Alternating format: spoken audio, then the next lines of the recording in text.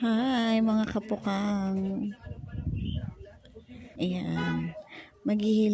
Magtatanggal muna ako ng makeup kung maghilamos.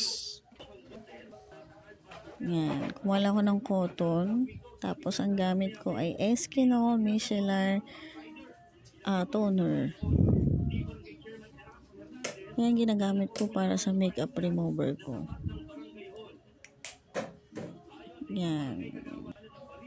Yan yung first gawa bago ako mag-wash ng aking face. Ayan, for tatanggal muna ng mga konti-konti naman. Konti lang naman ang makeup. Para at least malinis. Wala nang sasabit-sabit bago maghilamos.